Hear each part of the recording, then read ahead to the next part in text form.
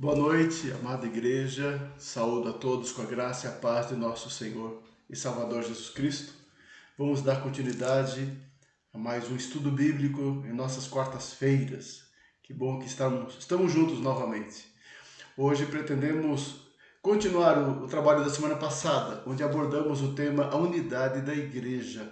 Veremos hoje a segunda parte, Preservando a Unidade do Espírito, baseado na Epístola de Paulo aos Efésios, capítulo 4, versículos de 1 a 6, que é o texto que nós vamos ler.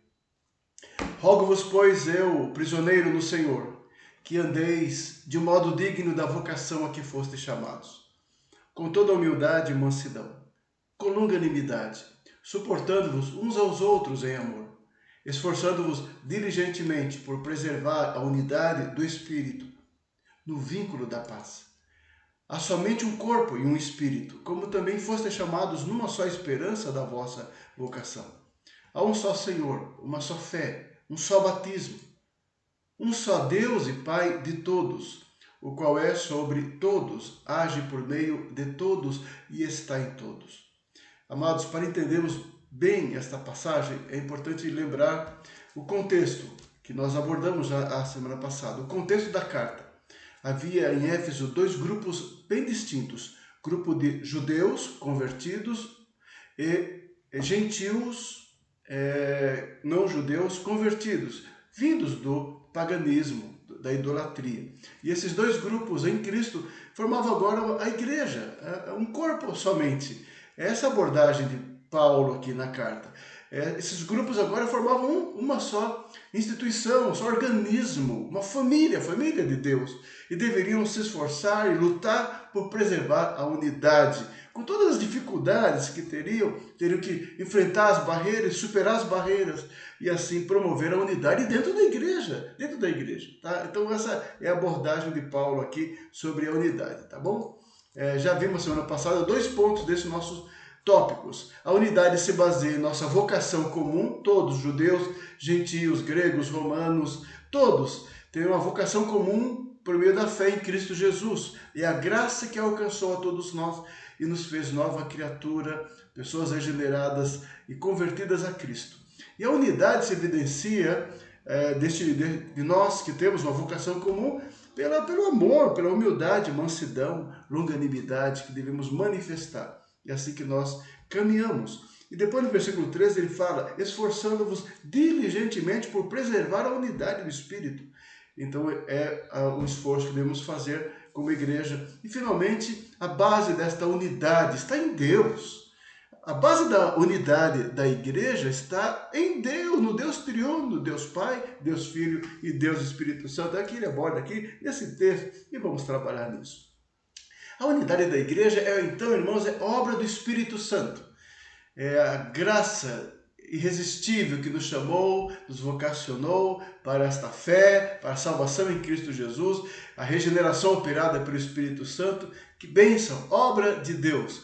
Mas cabe ao homem a responsabilidade de preservar a unidade no meio da comunidade dos cristãos. Todos devem dar o máximo de si para que prevaleça assim a unidade da igreja. Porque se não nos esforçarmos, haverá uma brecha, um espaço para desunião, para divisão, contenda entre os irmãos, né?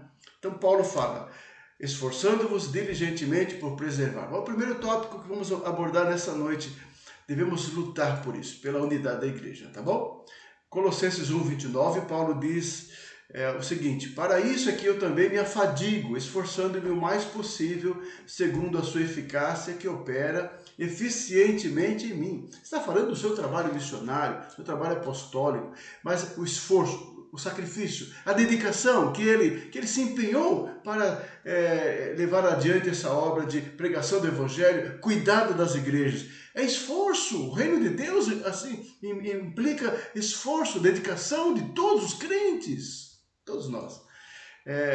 Jesus orou em João 17 pela unidade da igreja. Ele disse, eu neles e tu em mim, a fim de que sejam aperfeiçoados na unidade, para que o mundo conheça que tu me enviaste e os amaste, como também amaste a mim. Jesus orando pela unidade da igreja.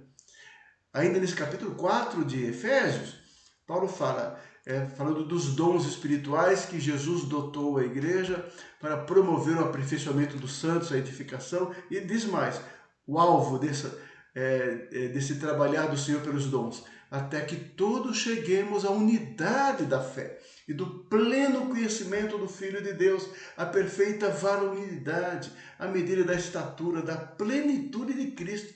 Olha que bênção quando nós entendemos o papel dos dons espirituais que visa edificar, fortalecer a igreja do Senhor, fazê-la crescer. É o trabalho de cada parte, como diz o apóstolo Paulo aqui no versículo 16, de quem todo o corpo bem ajustado e consolidado pelo auxílio de toda a junta, segundo a justa cooperação de cada parte, efetua o seu próprio aumento para a edificação de si mesmo em amor.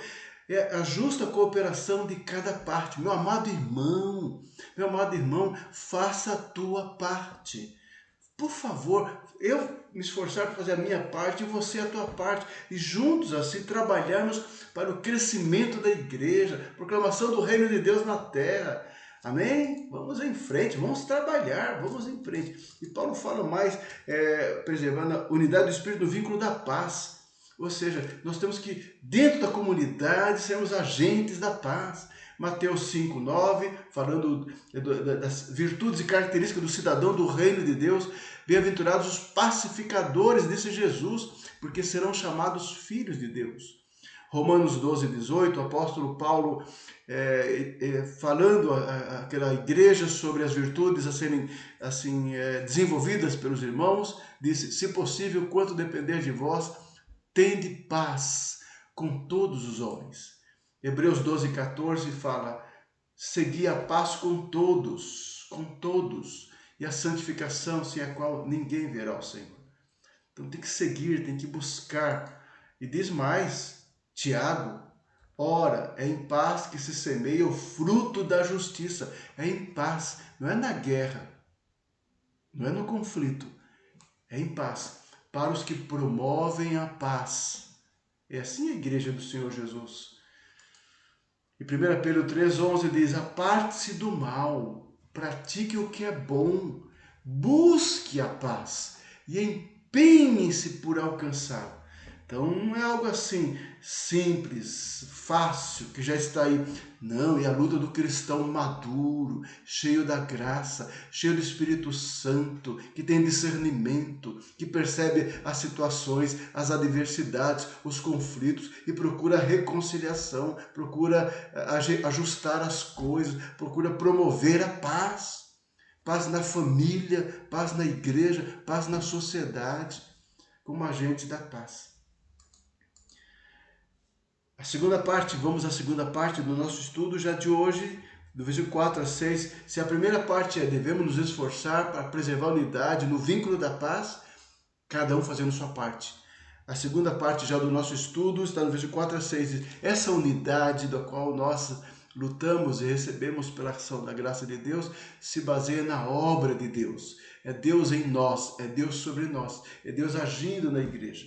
Então diz assim, há somente um corpo e um espírito, como também fostes chamados, numa só esperança da vossa vocação.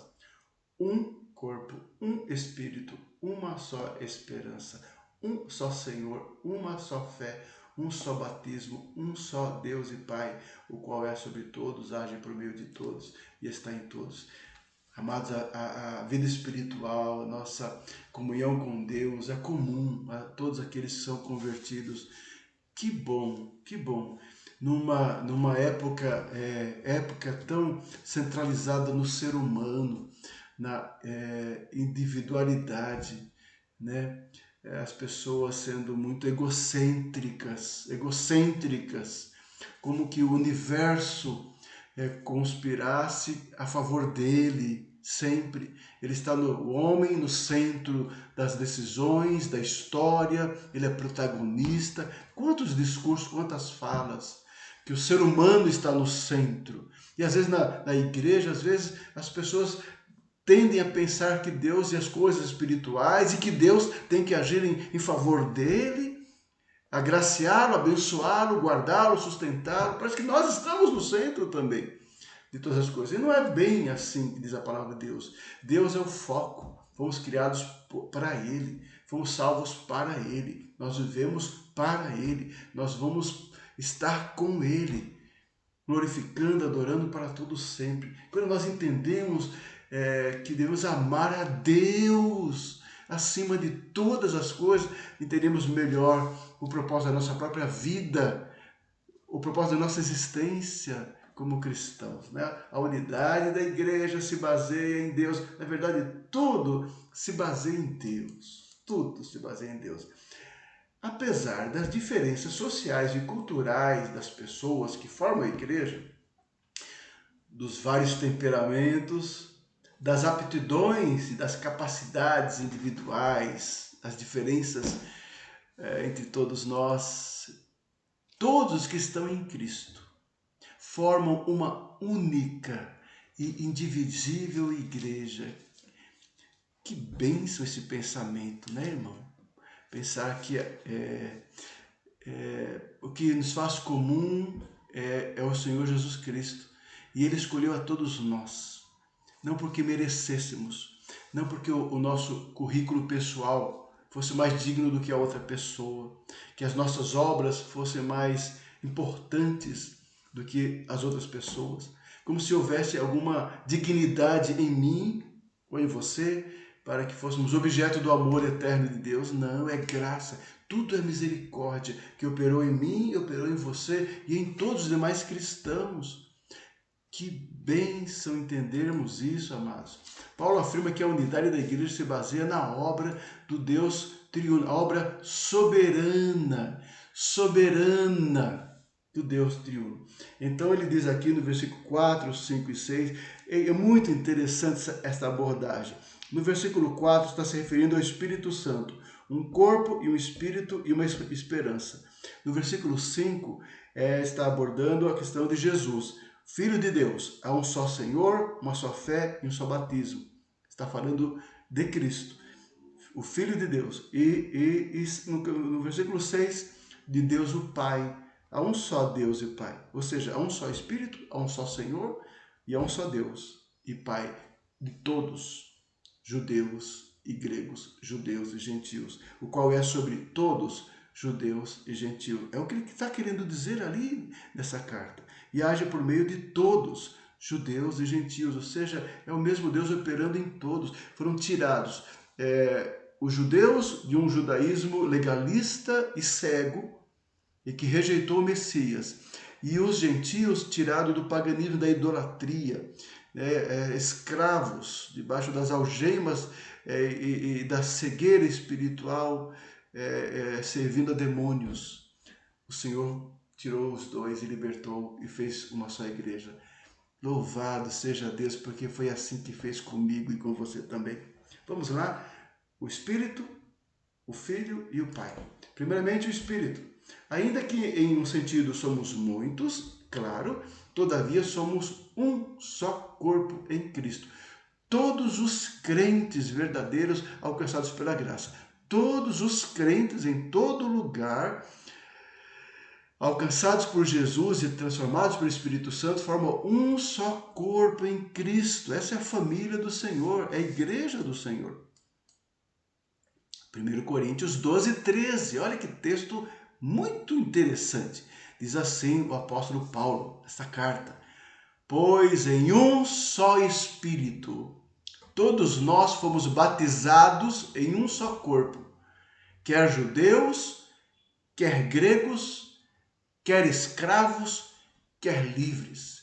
E a todos nós foi dado beber de um só Espírito. Só existe um Espírito Santo operando na igreja cristã verdadeira, genuína e autêntica na face da terra.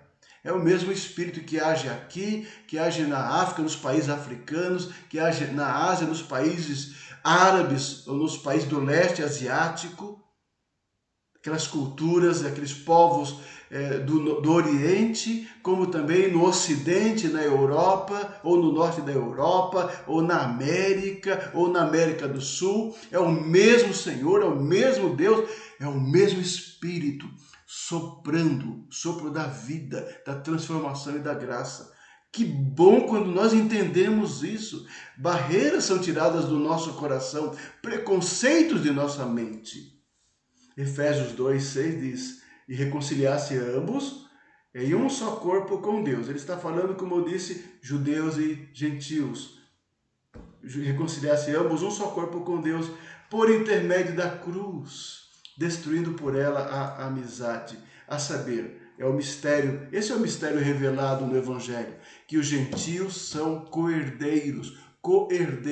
Gentios são os não-judeus. E esse é um tema forte na carta aos Efésios. Os gentios são co-herdeiros, membros do mesmo corpo e co-participantes da promessa em Cristo Jesus por meio do Evangelho. Então, por meio do Evangelho, tanto gregos como judeus, como romanos, seja quais forem os povos, são alcançados e transformados em um só corpo em Cristo Jesus. Que doutrina tão importante, amados. Um só Espírito. Nós somos membros deste corpo de Cristo, que é a sua igreja, devido à obra do Espírito de Deus que habita em nós. Ou seja, é o mesmo Espírito, único Espírito que habita na sua igreja, na face da terra. Romanos 8, 9 a 11 fala muito bem sobre isso. Vós, porém, não estáis na carne. Ele escrevendo àqueles crentes em Roma. Vós, porém, não estáis na carne, mas no Espírito. Se de fato o Espírito de Deus habita em vós. E se alguém não tem o Espírito de Cristo, este tal não é dele. Então, alguém só é crente porque foi alcançado pela graça e nele habita o Espírito Santo do Senhor. É o que faz de nós crentes. Não é estarmos numa igreja de crentes ou sermos batizados numa igreja de crentes, mas sermos de fato alcançados e transformados pelo Espírito Santo do Senhor. É o que nos faz crentes. Se, porém, Cristo está em vós, o corpo, na verdade, está morto por causa do pecado, diz Paulo, mas o Espírito é vida por causa da justiça. Se habita em vós o Espírito. Isso é que faz da igreja algo tremendo na terra. Nenhuma instituição na terra se compara à igreja do Senhor Jesus Cristo, porque nela habita o Espírito Santo do Senhor. Habita o Espírito daquele que ressuscitou Jesus dentre os mortos. Esse mesmo que ressuscitou a Cristo dentre os mortos, vivificará também o vosso corpo mortal, por meio do seu Espírito, que em vós habita. É o que diz Paulo. É isso que faz a igreja um só corpo. É a presença, é a habitação do Espírito Santo na sua igreja, nos crentes verdadeiros. Nos crentes verdadeiros, convertidos pela graça. Nele está o Espírito do Senhor. E é um só Espírito, um só corpo e uma só esperança da vocação. Nossa vocação, nosso chamado. Todos aqueles que têm o Espírito Santo têm uma só esperança. Todos nós. A garantia de que no fim dos tempos, todos nós permaneceremos na presença do Senhor. Estaremos com o Senhor e possuiremos a sua herança eterna, o reino celestial. É a esperança do povo de Deus, de todo crente, em todo lugar, em nosso planeta, em toda cultura, seja onde for. Os crentes em Cristo, onde habita o Espírito, onde foram convertidos a Jesus e confessam a Jesus como Senhor e Salvador, têm a mesma esperança da volta do Senhor Jesus Cristo. Romanos 15, 13, Paulo diz, e o Deus da esperança vos encha de todo o gozo e paz no vosso crer. Como é importante o crente experimentar isso. Olha, ele juntou a alegria, a paz e a fé. Ou seja, nós temos que estar cheio da graça, desfrutar a alegria espiritual. E o Deus da esperança está orando, vos enche de toda a alegria, do gozo, a paz no vosso crer, para que sejais ricos de esperança no poder do Espírito Santo. Oh, amada igreja, porque somos tomados de tantos sentimentos ruins, de tristeza, né, de sensação de abandono, de abatimento. Os tempos não estão fáceis, não, as coisas não estão simples, não, mas o Senhor está na sua igreja, Ele habita na sua igreja, Ele está em mim e está em você. Você é crente, que essa sua crença, sua fé, traga alento, alegria, esperança, confiança, porque você pertence ao Senhor, em você habita o Espírito da graça, o Espírito de Deus que ressuscitou Jesus dentre os mortos. Gálatas 5:5, Paulo fala, porque nós, pelo Espírito, aguardamos a esperança da justiça que provém da fé. É assim, a esperança da igreja. Qual a esperança que está no teu coração? O que você está esperando? Dias tão complicados que somos tomados de tantos discursos e atenções e nos esquecemos de quem somos, daquele que opera em nós e do que realmente e de fato aguardamos, maior do que qualquer contexto sociopolítico, econômico que está ao nosso redor. É a esperança que provém da fé, pelo Espírito Santo de Deus. Amado, isso nos leva a louvar, dizer Maranata, vem Jesus, glórias ao Senhor. Colossenses 1:5, Paulo fala, por causa da esperança que vos está preservada nos céus, da qual antes ouviste pela palavra da verdade do Evangelho. Ali está a nossa esperança. Onde está o nosso tesouro? Onde está o nosso tesouro, estará o nosso coração, disse Jesus. Se o nosso tesouro estiver aqui, aqui estará o nosso coração. Nossas prioridades, nosso foco, nosso sentido de vida, nosso propósito estará aqui. Mas se o nosso tesouro não estiver aqui, não está. O crente não. O crente sabe que isso aqui é passageiro, que nós somos peregrinos, que a nossa pátria não é esta. Somos aqui cidadãos que somos peregrinos. A nossa pátria é celestial, de onde aguardamos o Senhor Jesus Cristo. E essa esperança está no coração da igreja, pelo Espírito do Senhor. Não permita que nada roube essa esperança do teu coração, meu irmão. A unidade é baseada no Espírito Santo e é na obra de Deus, do Filho, porque ele fala assim, ó, nós temos um só Senhor, a palavra Kyrios, soberano, nós só temos um soberano que reina, que governa a nossa vida, que é Jesus Cristo, que é o Senhor Jesus. Nós todos cristãos temos um só Senhor, uma só fé, e um só batismo. É o que faz da igreja ser igreja indiferente do mundo. Um só Senhor. Declarar que há um só Senhor era o credo cristão mais fundamental da igreja primitiva. Há um só Deus e um só Senhor. Onde existe o mesmo Senhor, judeus e gentios, negros e brancos, ricos e pobres, grandes e pequenos estarão sempre unidos. Porque em Cristo não há divisão social, não há divisão étnica, não há divisão de raça.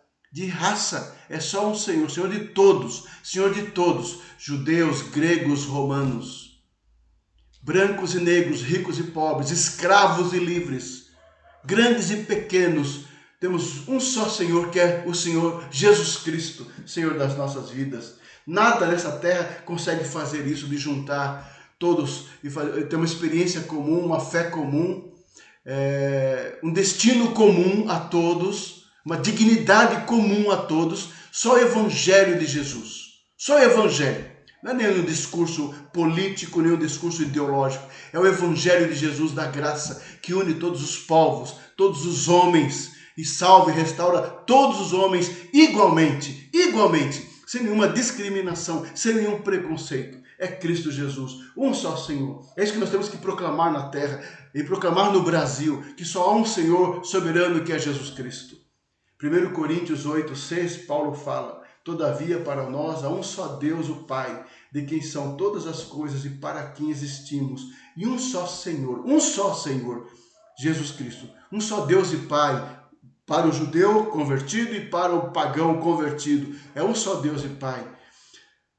Um só Senhor, Jesus, para o qual são todas as coisas, e nós também por Ele. A declaração de Paulo aqui aos Coríntios. Que belo texto.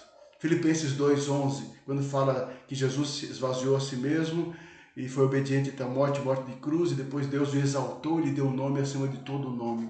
Aí termina dizendo, e lemos, e toda língua confesse que Jesus Cristo é Senhor, para a glória de Deus Pai. É o nome de Jesus que deve ser pregado, confessado e glorificado entre os homens.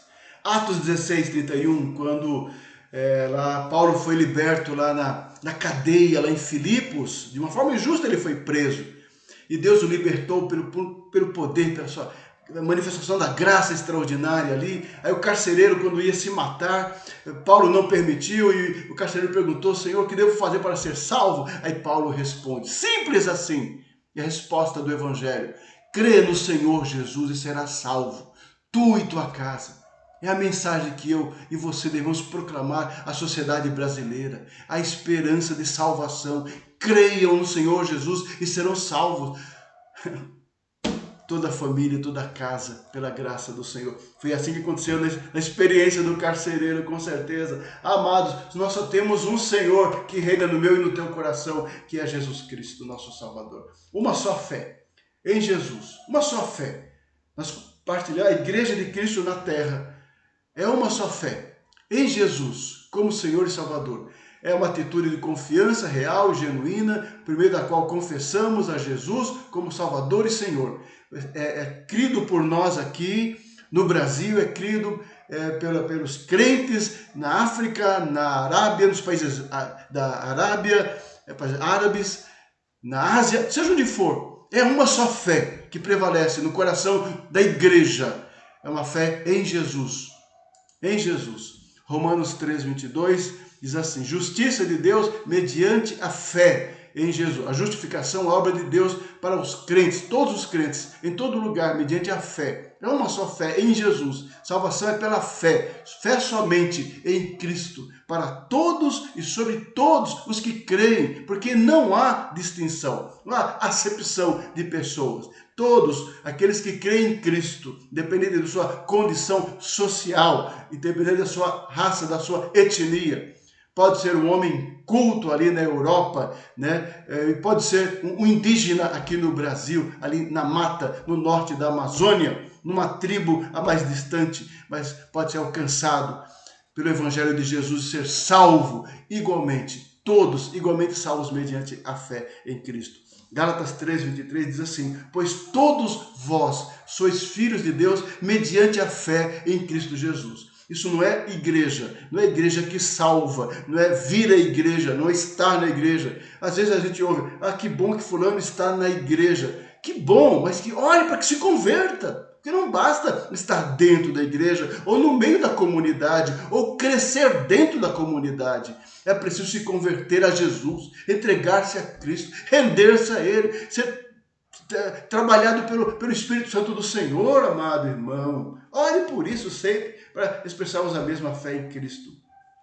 Efésios 2:8, Paulo diz assim, porque pela graça sois salvos, mediante a fé, e isso não vem de vós. É dom de Deus, é dom, é graça. Salvação, a fé é dom de Deus, da graça soberana no Senhor àqueles que lhe pertencem. E um só batismo, sim, é um só Senhor, uma só fé e um só batismo. Somos batizados em Cristo. Jesus instituiu o batismo, tendo sido instituído por Jesus. O batismo era uma experiência que cada cristão, todo aquele que cresce deveria ser batizado. Todo aquele que nele crer deve ser batizado para testemunhar a sua fé. Sou discípulo de Jesus, eu pertenço a Jesus, eu sou de Cristo. Todos passavam pela mesma iniciação. O sacramento, portanto, é um sacramento da unidade. O batismo, como a Santa Ceia também, é um sacramento da unidade dos discípulos de Jesus. Mateus 28:19, Jesus disse, ide, portanto, fazer discípulos de todas as nações, batizando-os em nome do Pai, e do Filho, e do Espírito Santo. Ele instituiu. Atos 2:41 registra a igreja cumprindo o que Jesus mandou. Então os que lhe aceitaram a palavra foram batizados, havendo um acréscimo naquele dia de quase 3.000 pessoas. Depois do sermão de Pedro, uma grande e nova emergente igreja ali em Jerusalém estava nascendo. E todos batizados. Bom, obra do Espírito, um só Espírito, um só Senhor, que é Jesus, uma só fé, um só. E unidade baseada em Deus. A nossa relação como igreja, como corpo na terra, seja em qualquer língua ou línguas diferentes, nós clamamos, nós louvamos, nós oramos ao mesmo Deus, Pai de nosso Senhor Jesus Cristo. Então, a unidade da igreja é espiritual e é a obra do Senhor, nosso Deus.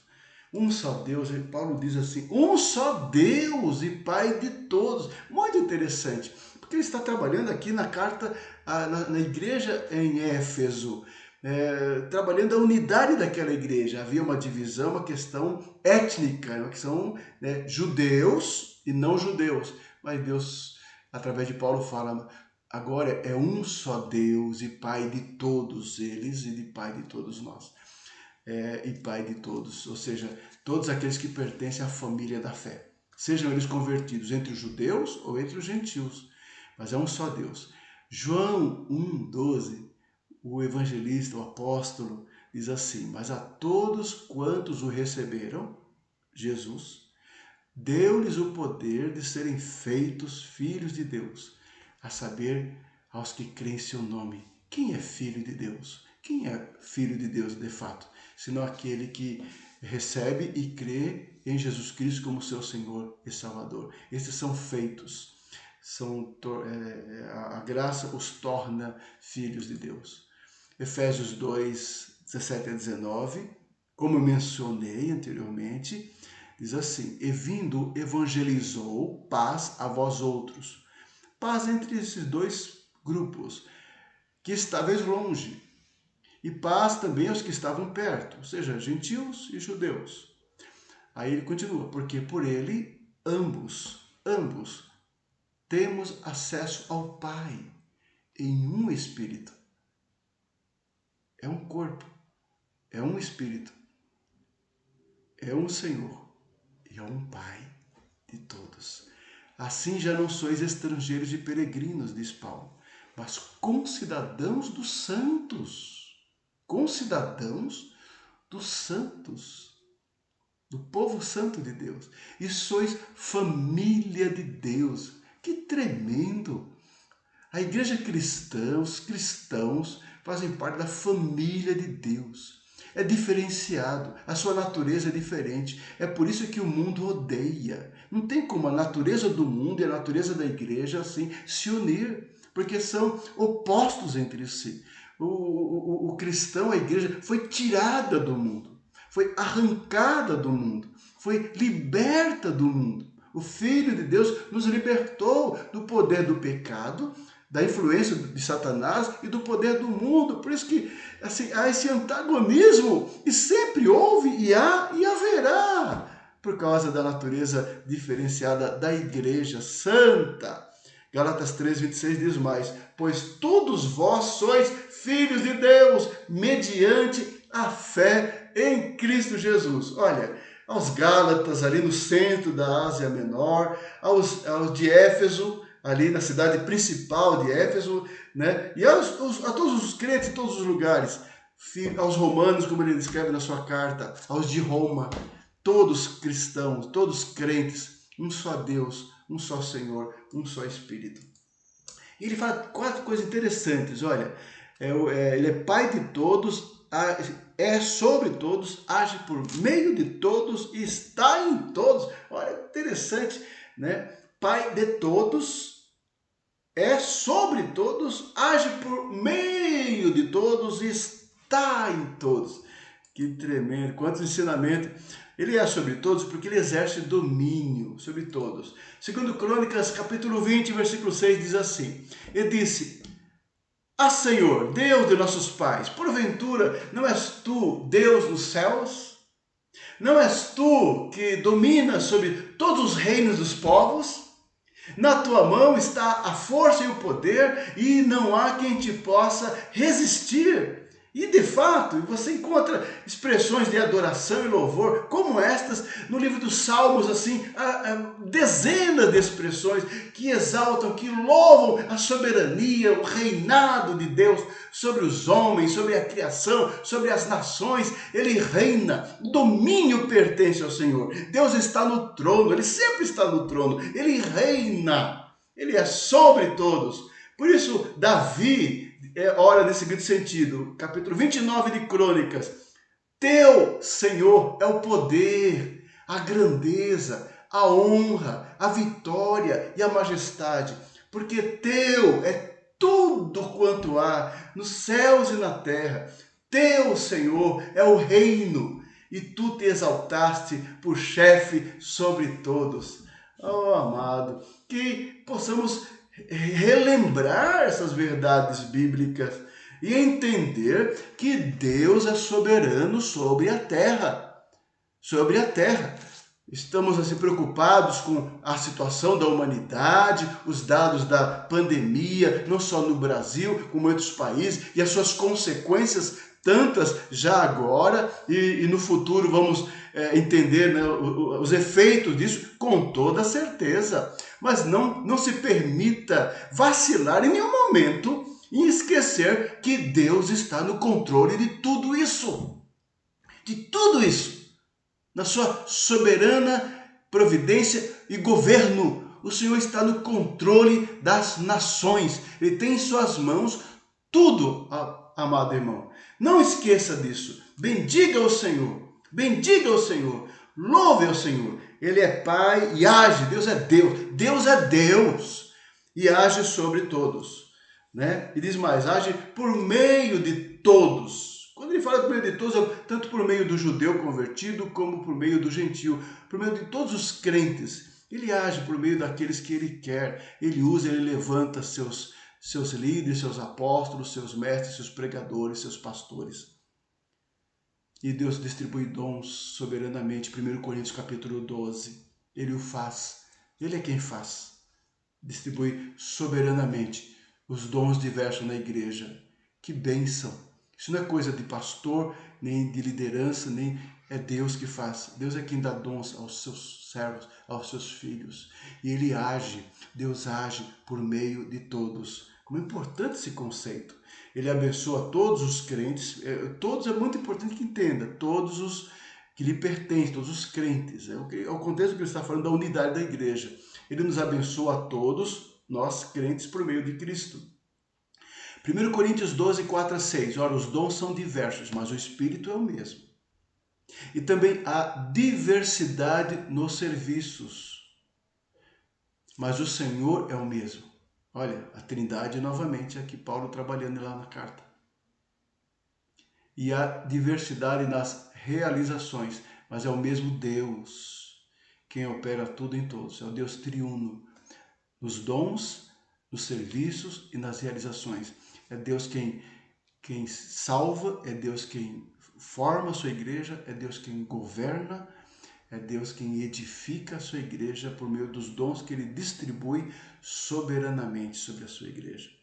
Efésios capítulo 13, versículo 20 diz mais: ora, aquele que é poderoso para fazer infinitamente mais do que tudo quanto pedimos ou pensamos, conforme o seu poder que opera em nós. É o poder de Deus que opera na igreja. As coisas espirituais, os milagres, as conversões, a edificação da igreja é a ação de Deus espiritualmente sobre o seu povo. É Ele quem opera.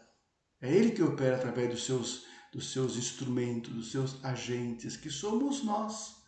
Filipenses 2,13, Paulo fala: porque Deus é quem efetua em vós tanto o querer como o realizar, segundo a sua boa vontade. Tremendo isso. É o Senhor agindo na sua igreja, na minha vida, na tua vida sempre. Glória a Deus por isso. Ele age por meio de todos. Que bênção! Ele não depende só de mim ou de você, mas de todos nós, juntos, cada um fazendo a sua parte, movidos por Ele, capacitados por Ele, mas todos igualmente todos nós, igualmente, apenas instrumento, vasos, vasos na mão do oleiro, vasos na mão do oleiro. Que bênção! E Ele está em todos. Ele termina dizendo isso, e Ele está em todos, Ele está em todos nós, Ele está na sua igreja, Ele está na sua igreja em toda parte. É Ele que o faz, Ele que decide. Não somos nós que dizemos, olha, Ele não está ali ou não está ali, né? Com nossas impressões, o que nós sabemos do mundo espiritual? Que discernimento? Temos que ser muito humildes para deixar as coisas nas mãos do Senhor. Os nossos julgamentos, muitas vezes, Ele está em todos, habitando pelo Espírito no coração de todos os crentes verdadeiros. Sim, onde houver crentes verdadeiros, genuínos, trabalhados pela graça do Senhor, certamente ali está o Senhor presente. 1 Coríntios 3, 16 e 17 fala: não sabeis vós que sois santuário de Deus e que o Espírito de Deus habita em vós? Que tremendo, igreja! O Espírito de Deus, do Deus Santo, está na igreja, está em nós, habita em nós. Se alguém destruir o santuário de Deus, ele está falando do corpo. Do corpo, como o crente deve cuidar do seu corpo, para glorificar o Senhor com o seu corpo. Se alguém destruir o santuário de Deus, Deus o destruirá, porque o santuário de Deus que sois vós é sagrado, é santo. Que conceito, que verdade, que doutrina importante. 1 Coríntios 6, 19, Paulo continua tratando esse tema, dizendo: acaso não sabeis que o vosso corpo é santuário do Espírito Santo que está em vós, o qual tendes da parte de Deus e que não sois de vós mesmos? Que sério isso. Esse é um ponto que precisamos trabalhar muito dentro da igreja, né? Porque a igreja se perde no mundanismo, os cristãos usando o seu corpo de uma forma assim que não glorifica o Senhor, né? É a preocupação de Paulo lá em Corinto, porque havia a questão da prostituição, que era muito forte lá em Corinto. Era muito forte. Então, esse é o contexto da exortação de Paulo aqui. Que devemos glorificar Deus com o nosso corpo, porque o corpo é santuário. Olha a expressão, guarde isso essa noite. O vosso corpo é santuário, é templo do Espírito Santo, que está em todos os cristãos, verdadeiros que estão nele. Concluído, irmãos, nossa meditação tão preciosa, né? A unidade depende da nossa vocação, do nosso amor, do nosso esforço para preservar, e também está baseado na obra do Espírito Santo, na obra do Filho e do Pai. A unidade se baseia em nossa vocação comum, se evidencia pelo exercício do amor, humildade, longanimidade, mansidão, se preserva pelo nosso esforço e tem sua origem no Deus triuno. E para finalizar, algumas aplicações que eu acho pertinente para fecharmos esse tema, esse estudo de hoje. Por favor, me acompanhe, tá bom? Primeiramente, aprendemos que a igreja, nesse estudo, que a igreja é um só corpo, mas onde há diversidade na unidade. Ok? 1 Coríntios 12, 13 diz assim: pois em um só Espírito todos nós fomos batizados em um só corpo. É uma experiência comum, quer judeus, quer gregos, quer escravos, quer livres. E a todos nós foi dado beber de um só Espírito. Que tremendo, que tremendo. Colossenses 3, 10 a 11 diz: e vos revestiste do novo homem que se refaz para o pleno conhecimento, segundo a imagem daquele que o criou, no qual não pode haver grego nem judeu, circuncisão nem incircuncisão, bárbaro, cita, escravo, livre. Porém, Cristo é tudo em todos. Versículo 10 fala: vos revestiste do novo homem, criados, é uma nova criatura, todos nós igualmente, oriundos de histórias, tradições, origem as mais diversas, mas uma só experiência, revestidos igualmente do novo homem que é Cristo, em Cristo, segundo a imagem daquele que o criou. Essa imagem foi restaurada na igreja, no crente. E nessa nova criatura, que é o crente, não pode haver nem grego, nem judeu, circuncisão, nem circuncisão, bárbaro, cita, escravo, livre, porém Cristo é tudo em todos. Aquilo que eu falei, é o evangelho que inclui todos. Aliás, é interessante, né? Esses termos, essas palavras são tão usadas hoje em dia, né? Que são da inclusão social, inclusão digital, inclusão isso, inclusão aquilo, né? Eu quero te falar, o Senhor já fez isso em Cristo Jesus, trazendo pessoas de todos os povos e culturas e salvando igualmente, na mesma dignidade, da mesma maneira, sem acepção de pessoas. O Evangelho, só o Evangelho faz isso de uma forma profunda, verdadeira, real, que une todas as pessoas, todos os povos, culturas, línguas e raças, as raças mais diversas em Cristo Jesus. Essa bandeira do Evangelho é que nós temos que levantar mesmo e lutar por essa causa. Aprendemos que a igreja é um povo chamado para glorificar o Senhor Jesus Cristo. Isso é tremendo, toda a igreja, né? Então vamos ler lá em Apocalipse, capítulo 7, versículo 9 a 11, 12, diz assim, olha, isso é muito importante. A igreja é um corpo, é um povo único, um só corpo, chamado para glorificar o Senhor.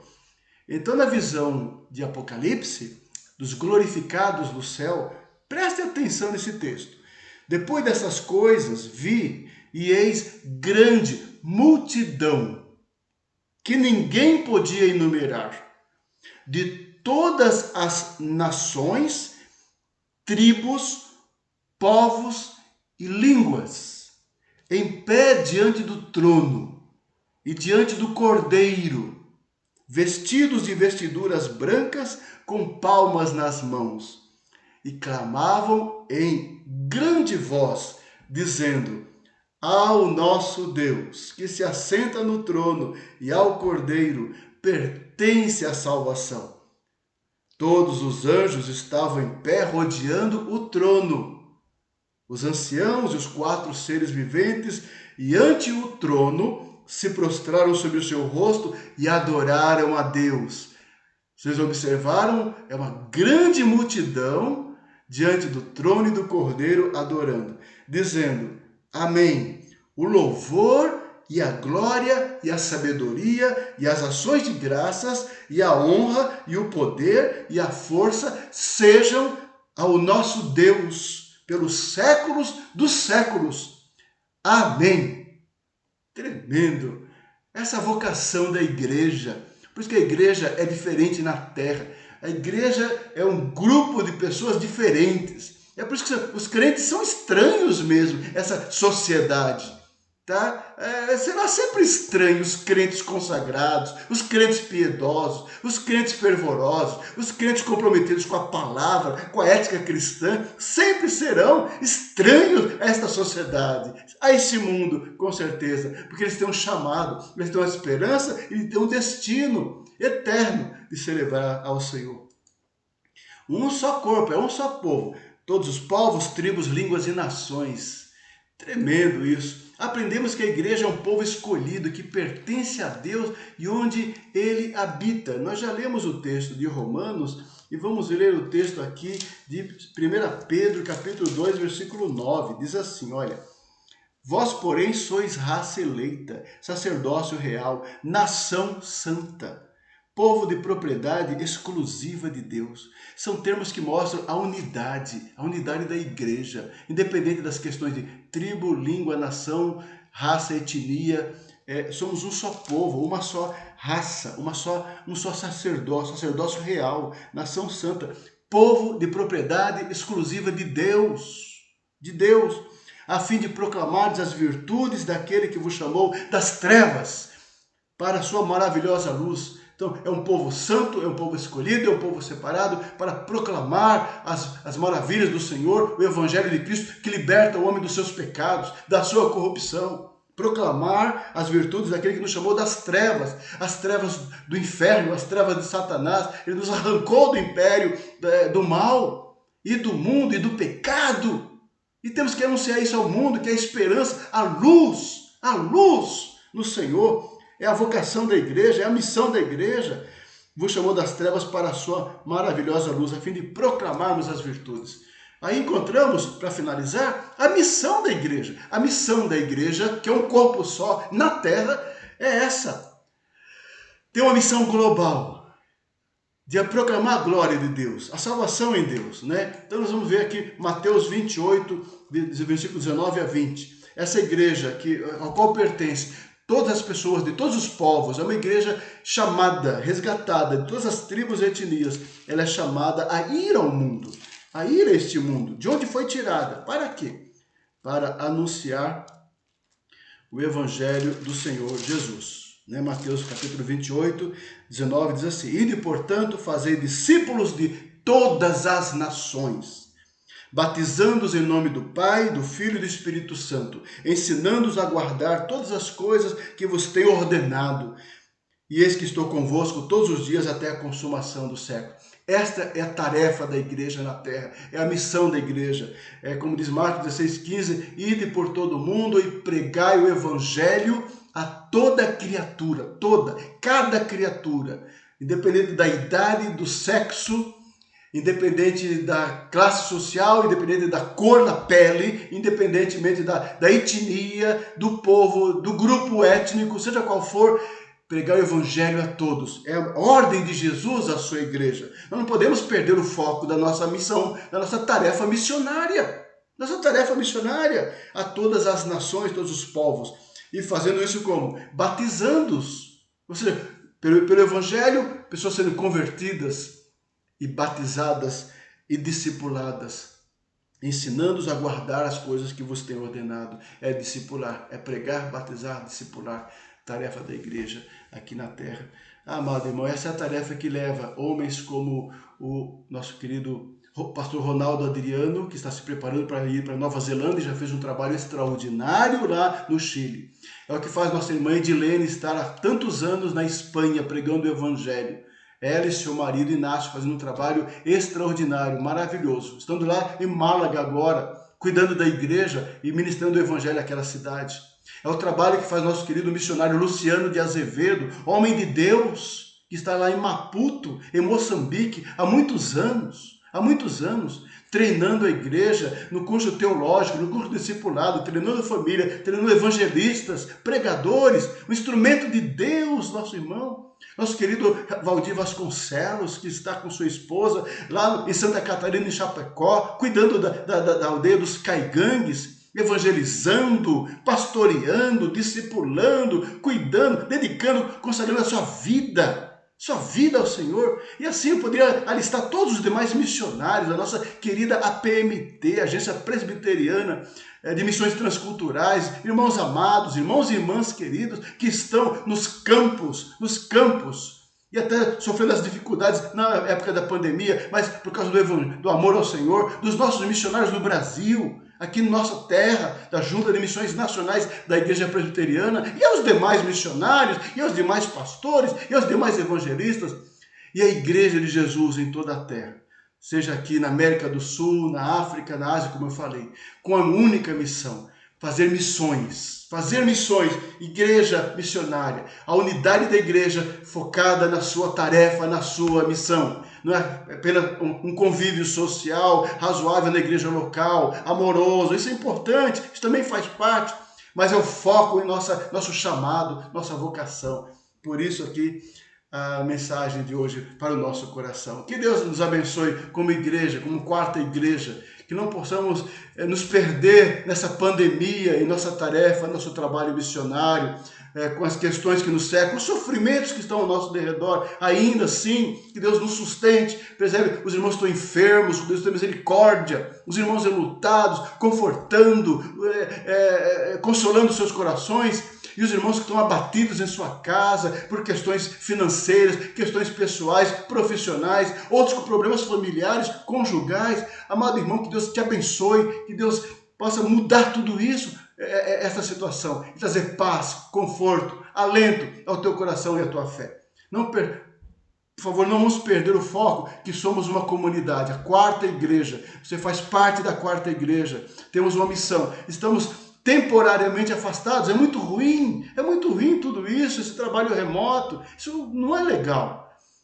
Queremos voltar e vamos voltar. A igreja está sendo reformada. A comissão tem feito um trabalho maravilhoso. A igreja vai ficar linda, linda. Logo em breve estaremos na casa de Deus, que é o nosso lugar. Juntos, irmãos.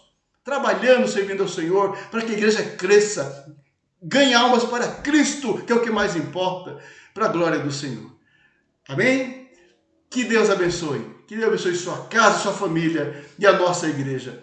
E os nossos missionários. Em nome de Jesus. Amém. Fique com o Senhor. Muito obrigado. Que a graça de Cristo e o amor de Deus, nosso Pai, e a comunhão do Espírito seja com todos vós, meus irmãos. Muito obrigado.